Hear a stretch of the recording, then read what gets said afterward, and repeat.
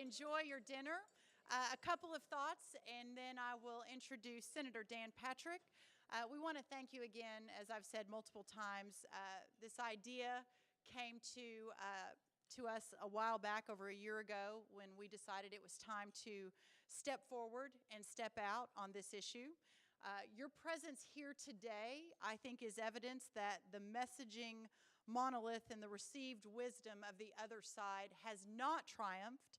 10 years ago, it was commonplace to declare that they, the partisans of a global doom and a diminished future, were triumphant. The debate is over, they said, and they meant it, because to them, it was. They had their conclusions, and more important to them, they had the policies that flowed from their conclusions, the things they had always wanted: the suppression of industry, the control of the economy, the diminishment of prosperity, the forcible ordering of society were all within their grasp and all justified by the threat of climate change. Of course, it never mattered to them that the big threat seemed to change with every generation, because they bet that with a compliant media and the general public wouldn't be paying attention, and they were mostly right. The peril of a dangerously warming planet is the successor, if we all remember, to the peril of a new ice age, which was exactly what many scientists predicted in the 1970s. That, in turn, was the successor of a peril of a global famine, widely predicted in the 1960s. But as we all know, science is not an end in itself. It is only a method. And for fast forwarding over 2 centuries from when the American founders understood that science and people can be fallible, and fortunately the open and frank and contentious debate must be a part of this society as it is, and that is why we are here today. You know, we saw earlier today Robert Kennedy Jr.'s quote from this past weekend in New York, the climate march, when he said that we are all sitting in this room doing the bidding of the Koch brothers, and we are against all the evidence of the rational mind saying that global warming does not exist. He said they, meaning we, are contemptible human beings, and he wishes there was a law under which he could punish all of us. He continued, I think it's treason. They should be in jail with all the other war criminals. This was Robert Kennedy Jr. just this past weekend. You know, I could go on and on of the angry rhetoric and the vigorous rhetorical violence that is going on this issue. And you all know it because you've heard it too. This kind of threatening and shrill language is only increasing in a sphere that is increasingly frustrated to encounter real opposition. And yet, in their anger and their tone, we find hope. We find hope because today, the discussions that we had, and tomorrow, the discussions that will continue, we find hope.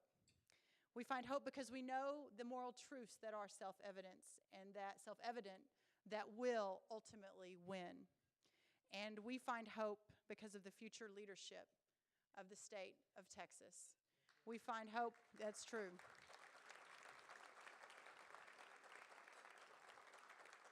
That future, of course, will continue to be one very much led by our current governor, my longtime friend and mentor in every way, and it's been such an honor to work alongside you all these years.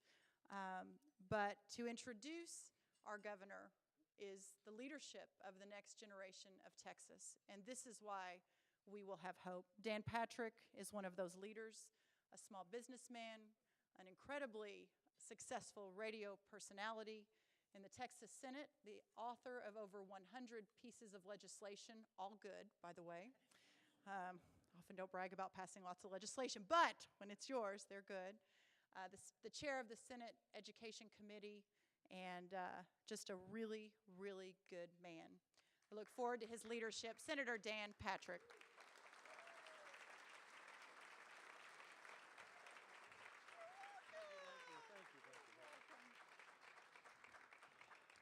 Well, good evening, everyone. I spent, I think, 17 trips to Midland, and I walked in here and I saw the Midland table. I thought, I don't remember getting on that plane, but I'm seeing all the folks here. So it's nice that Ernie's here, and Mr. Henry, and Rick, and Kyle, And by the way, I think many of you in this room know Jim Henry. He's a legend in the oil and gas industry, absolute legend. In fact, Governor, it's been one of the great blessings of campaigning for 15 months across the state, of meeting so many great entrepreneurs and risk takers that make our state the leader on so many fronts in this country and around the world. But I was with Mr. Henry and Rick 2 weeks ago, and I was looking at some photographs on the wall of this man bungee jumping from a bridge. It was Mr. Henry. And parachuting out of a plane, it was Mr. Henry.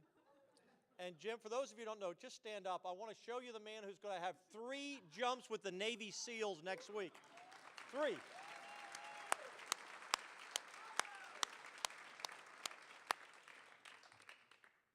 So he has a lot in common with my wife, who's here tonight, Jan, because she's jumped out of an airplane. Some of us are wiser. That's good. Very briefly, as I introduced the governor, they asked me to spend just a couple of minutes about this race and moving forward as Lieutenant Governor. And I want to tell you that I've had this great opportunity to have over 1,400 plus meetings with leaders across this state. I mean, it's been an incredible journey, and we've learned so much. And I've learned a lot about the oil and gas industry. And the one thing I know, that we're going to hug it, we're going to protect it, and we're going to fight back against the EPA in Washington, D.C. every step of the way. We're going to follow the lead of Governor Perry and Greg Abbott, who will be our next governor, and we will stand strong and stand firm against Washington from trying to destroy the very business and industry that is the backbone of our economy in this state and in this country. I want, in the next several years, to lay out a vision for us to be the innovators and leaders in natural gas in the world and in this country. It's here in Texas, it's cheap in Texas, and it's clean in Texas. And we're going to take the natural gas industry to the next level. And we are going to be the leaders in the world, creating thousands of jobs as we expand the industry and expand natural gas opportunities. An example would be, do you realize if as we retire vehicles from the state fleet, that if we just replace 20% of them with a natural gas vehicle, then in 10 years, 75% of our fleet can be natural gas. And we can do that for school buses and states. That's just one thing that we can do. And so I'm excited and I'm proud to be in a state that understands energy. The federal government doesn't have a policy. The Keystone Pipeline depends on the Department of State, and we know what mess that is. If you want to export oil, that depends on Commerce, Department of Commerce. If you talk about natural gas, it's Department of Energy. And if you talk about tax policy, it's Congress. They don't have a plan. We have a plan in Texas, and we're going to continue to nurture it and grow it and let it continue to lead our state's economic engine. By the way, which is now the 12th largest economy in the world, a $1 trillion economy. We are just one step behind Canada and one ahead of Australia. And because of Governor Perry's leadership, in the last 5 years, Texas has created 1,200,000 jobs. The runner-up has created about 300,000. There's a difference between conservative Republican policies and liberal Democrat policies. Look at Illinois, New York, and Chicago, and California, and look at Texas. What we have done here under Governor Perry's leadership has worked. It is my privilege to introduce the governor. We were just at an event together, and I said this because as I was listening to him speak, I really thought of this. If there were a Hall of Fame of governors, he would be in on the first ballot. No one, and I'll just go down a list of a couple of key areas that he has championed. No one first has done more to protect life and the image of God in the womb in the nation's history than Rick Perry. Our state has the strongest tort reform of any state in America because of Rick Perry, which is in large part been the catalyst for the economic engine in our state, and the fact that 30,000 doctors have moved to Texas since tort reform passed in 2003. And we were out together last week and a doctor came up to us. They wanted to get a photograph with the governor and thank him, and that doctor said, "Governor, my wife and I are both doctors, and we moved here from Arizona last year where our malpractice insurance was $77,000 a year, and in Texas it's $7,000. That's the difference that conservative policies and a great leader can make. And then the economic engine, no one has been a better ambassador to go out and take businesses from other states and convince them to come here.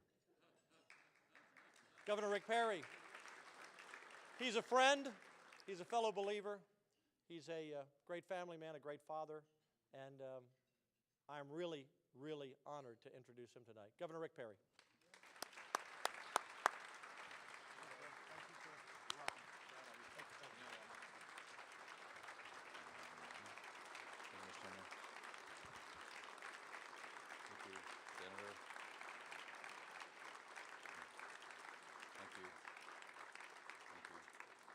Senator, thank you. It's an honor to get to stand in front of the next Lieutenant Governor of Texas. I mean, I once held that job. It was before Y2K. Think about it. It's been a while. And then just, I guess it was about a year later, after George Bush ran for president, and the United States Supreme Court declared me governor of Texas. Well, sort of. You think about it, Ernie, it's kind of like what happened, wasn't it?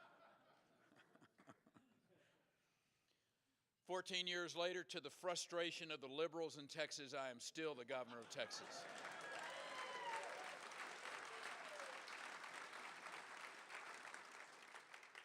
And Mr. Henry, I was just thinking as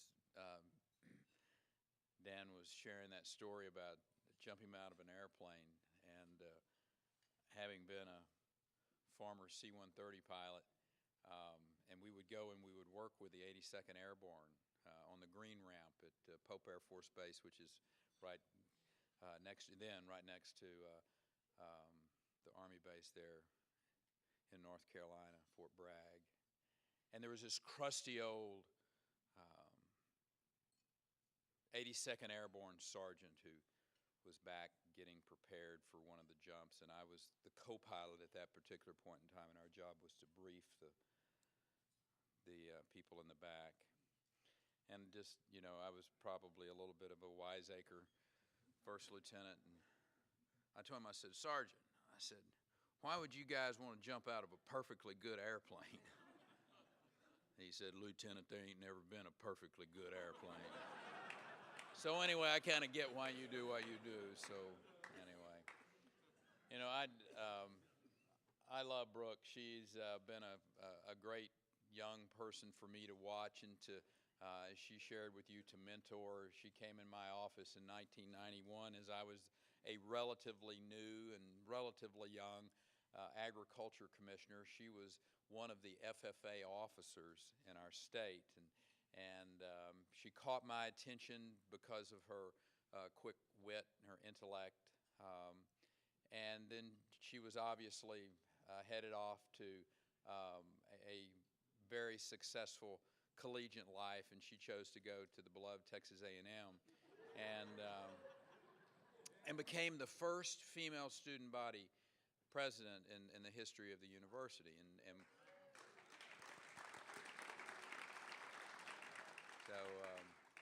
And then off to law school, where she did incredibly well and hired by Hughes and Luce the day after she got out of law school. And just, I mean, one of these young people that you are really blessed to be able to have contact with in your life, and to be able to kind of watch them and enjoy their successes in life.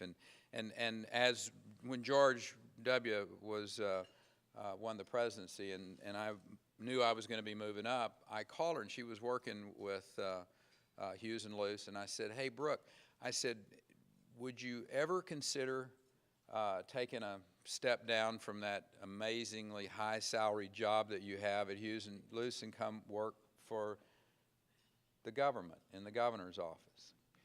And so she said, "You know, No.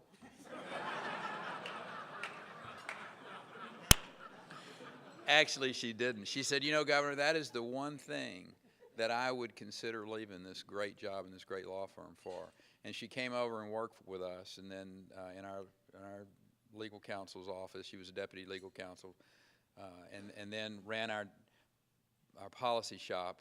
And as Dr. Leininger was deciding, and so many of you on that board, about, you know, what was the Texas Public Policy Foundation really going to be? What was it going to become? I told him, I said, this young person, this incredibly bright, extraordinarily charming individual is who you need to have run the Texas Public Policy Foundation, because I know what's in her heart. I know her soul. And it is conservative, and it is intellectually capable. And that, I will suggest to you, is one of the reasons that TPPF has been as successful as it is. I have no idea of what the future is going to hold for me as my wife and I step away from the governorship of the state of Texas. I mean, it has been an amazing journey for us. Bo, it is, I'm telling you, just from the standpoint of an unlikely story I met. The boy from Paint Creek, Texas, who grew up in a house with didn't have running water, to become the resident of 1010, Colorado for the last 14 years. It's just an extraordinary story of what this state's really all about.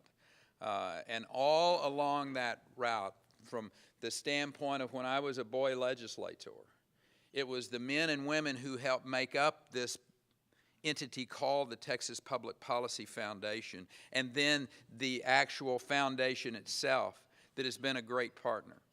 It has been because of people like you, and how much I have enjoyed the interaction, the variety of policy issues that we've worked on together.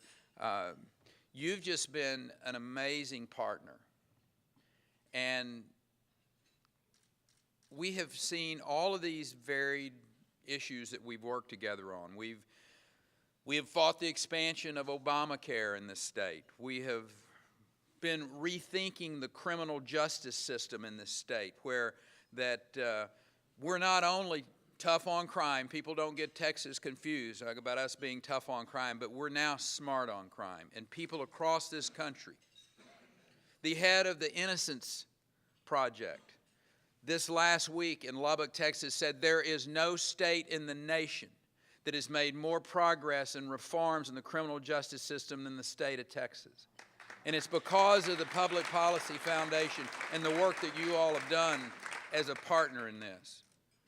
We've been making Texas a national leader when it comes to conservative budgeting practices.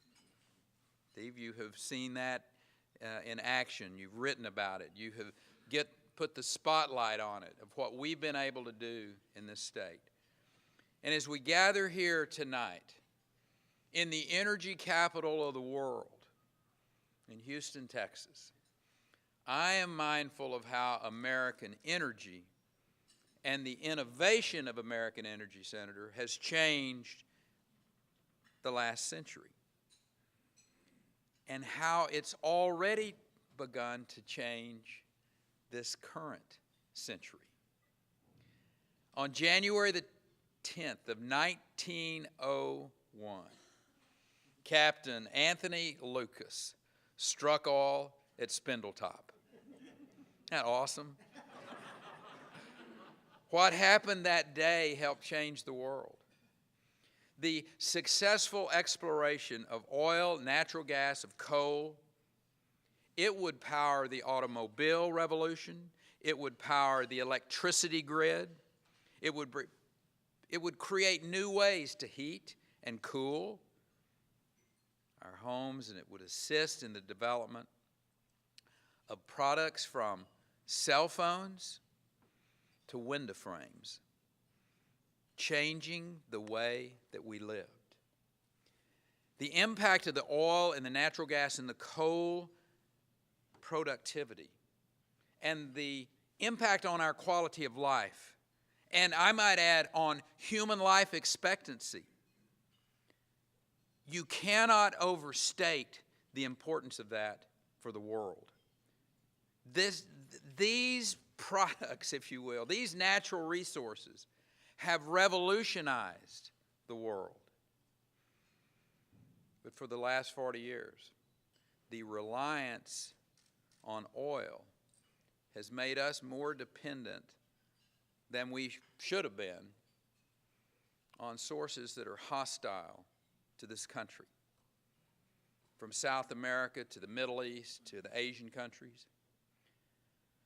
But just as a Texas wildcatter who struck that oil in Spindletop changed the world, it was another Texas wildcatter who developed the technology that set us free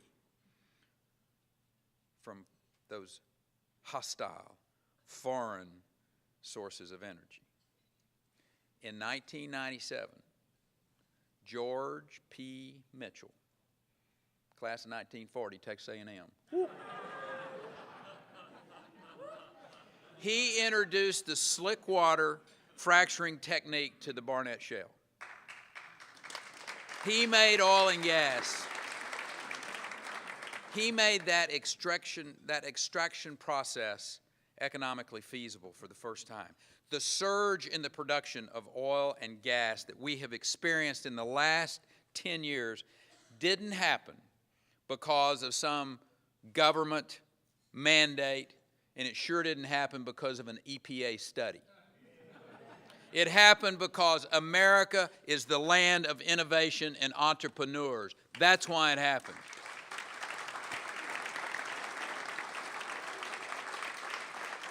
And think about it. You think about the story of American ingenuity.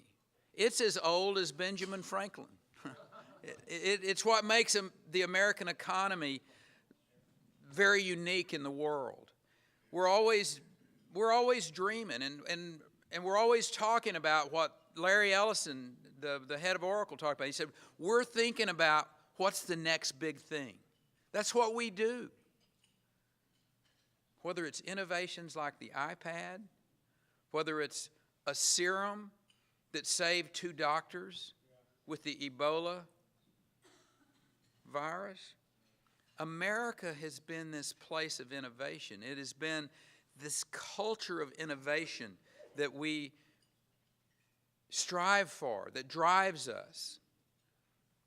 And now new technology in the energy arena can change the world and change the world economy at the same time. Today, as my friend and former colleague and TPPF, your own Kathleen Hartnett-White, she will tell you, America leads the world in the production of natural gas, surpassing Russia. I mean, I get a charge out of that. I mean, I love passing up California, and it's even more fun to pass up Russia. You know, this is an aside. Governors compete against each other, and I believe in that to the core of my soul. That's why America is a great place. It's because our founding fathers saw this 10th Amendment, or they created this 10th Amendment, and they saw the competition was good, and the governors compete against each other. And I dearly love to compete, and I remind Jerry Brown on a regular basis about what we're doing in this state. And this last January, we passed California up as the #1 high-tech exporting state in the nation.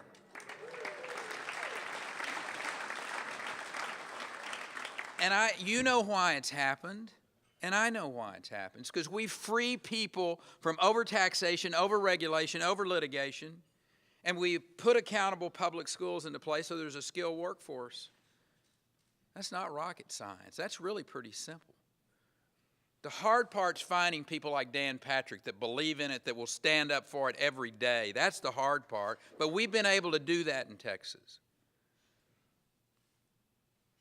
It's been these applications of innovation that is what's really changing the world that we live in. It's been the application, George, of precision drilling, of taking that technology coupled with what we know is a well-known, routine, and safe practice of hydraulic fracturing. And our energy resource base is by far the largest in the world. It's larger than Russia or Saudi Arabia. The energy rush is on once again in Texas. I will suggest to you it's on once again in this country. And you think about North Dakota and the Bakken. You got the Marcellus Shale that's breathed life into that area of Pennsylvania and West Virginia, the Utica up in Ohio, the Haynesville over in East Texas and Arkansas. Even the Monterey Shale in California, in time, will improve the economy of all of those states. I believe that with all my heart. The possibilities are virtually limitless. But while it takes entrepreneurs to develop the innovations that change the energy marketplace, it is going to take a president with a vision to change the world economy. America has the potential to pioneer a new frontier. We only need a president with leadership to blaze a new trail.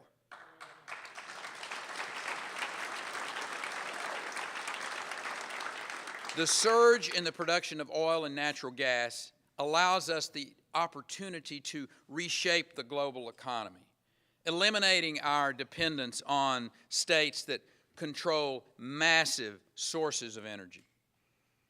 With the natural gas that we now produce, we can help liberate our European allies from Russian energy aggression. Let me speak plainly. Let me speak plainly about what the stakes are. Our energy policy is a driving force of both our economic prosperity and our national security. One of the most profound ways to enhance national security is to bring stability around the globe and to change dynamics around the globe, and that is to aggressively market American energy around the globe. We see how energy can be used for malignant purposes through the actions of Russia. Energy is a weapon in the hands of aggressors. So I say if energy is going to be used as a weapon, America should have the largest arsenal.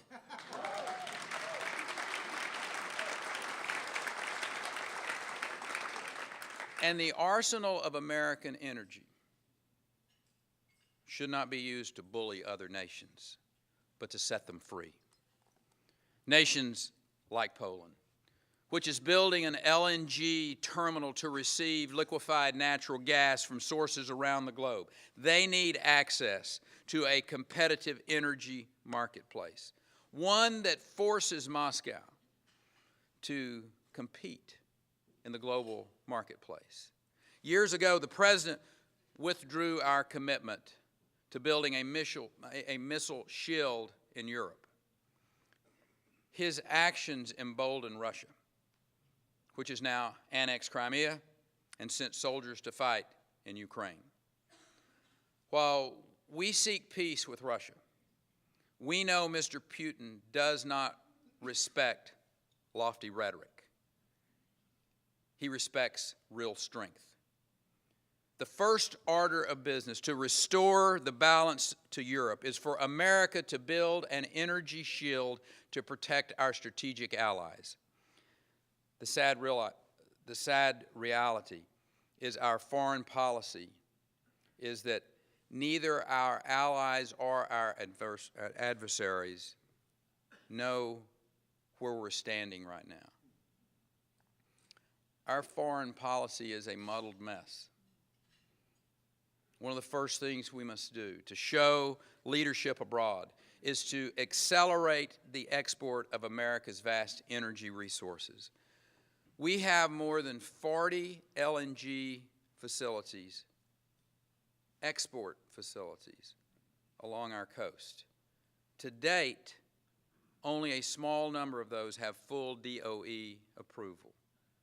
The others are mired in some bureaucratic red tape, some delay, some federal official study. Exporting natural gas means jobs in this country. It means jobs for Americans. It means competitive natural gas prices because companies have incentives to go search for more of it and develop more of it. Stable energy prices make a real difference to our friends around the globe. One of the approved LNG plants in Louisiana can deliver 1/6 of all of the daily intake that is coming from Russia into Europe today. One plant in Louisiana. The point is not that American LNG can totally and absolutely replace Russian sources in Europe.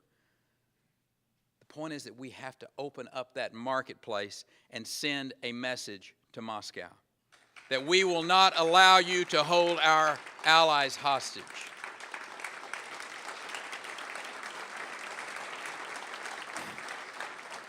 Second order of business is for the President to approve the Keystone Pipeline. 6 years is long enough, Mr. President.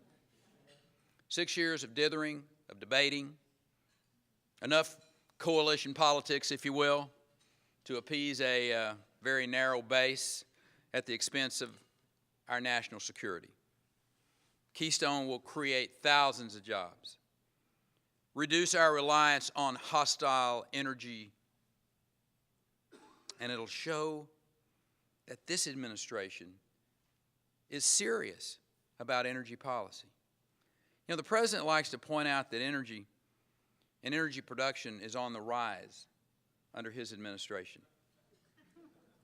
He says he supports North American energy production. He just doesn't support or like to drill for it or permit it or transport it. The truth is that over the last 5 years, crude oil production on non-federal lands is up by 61%. And production on federal land fell by 6%. Right now, less than 5% of our federal estate is open for oil and gas production. Keystone will create jobs. He should authorize it now.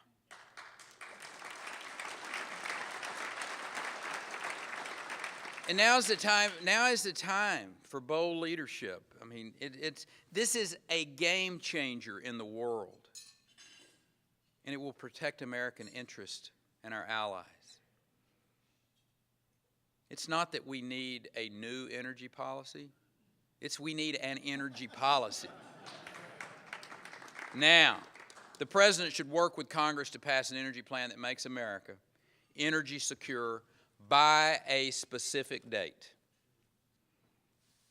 If the EPA can establish a date certain for compliance with power plant regulations, I'm pretty sure that Congress can set a date certain for one of the single most important actions we can take to protect national security.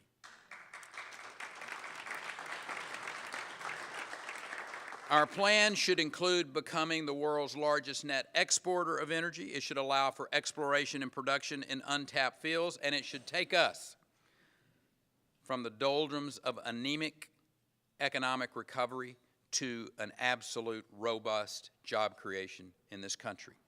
Here are the facts. We have the energy that we need for future generations. We have the technology and the skill to access it in an environmentally prudent way. Now we just need the politics. We need the political will, if you will, to make it happen.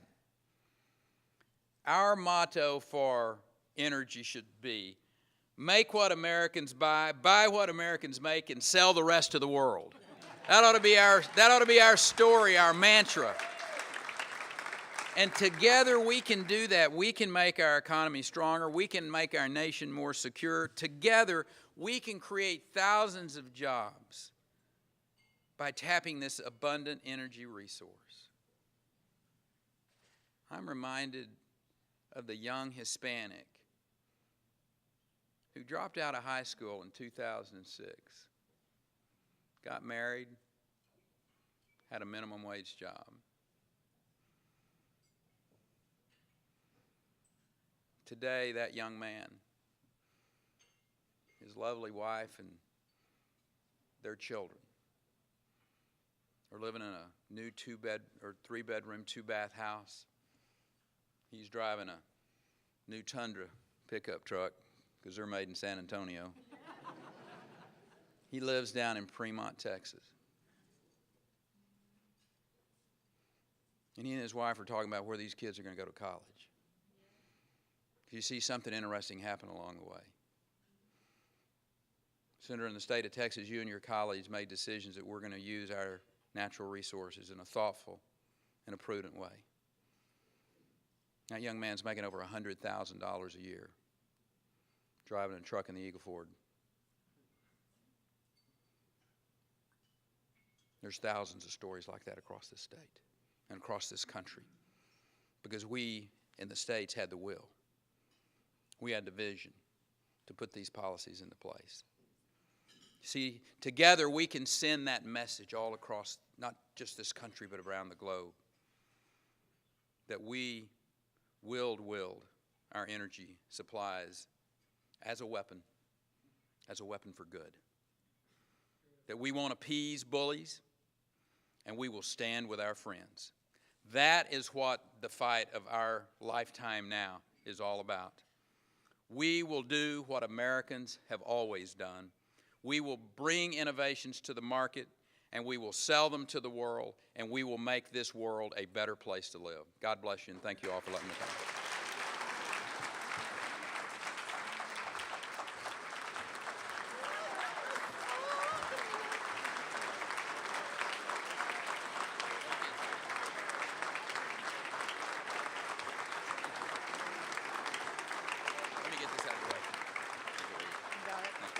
Thanks. Love you too. Thank you, Governor. I hope that you all enjoyed that and understand. You know, Thomas Paine, one of my favorites, said, "Please sit down," because I am not the governor, so you can sit. Thomas Paine said on December 19th of 1776, he said, "I love the man that can smile in trouble, that can gather strength from distress, that can grow brave by reflection. It is the business of little minds to shrink, but he whose heart is firm and whose conscience approves his conduct will pursue his principles unto death." And that was, my friends, the beginning of our country, and it continues to be and serve as the guiding light, I think, for the leadership of our state, and as we continue to move into this next generation, and we continue to light the way for those behind us. Thank you so much for coming tonight, and we'll see you in the morning. God bless.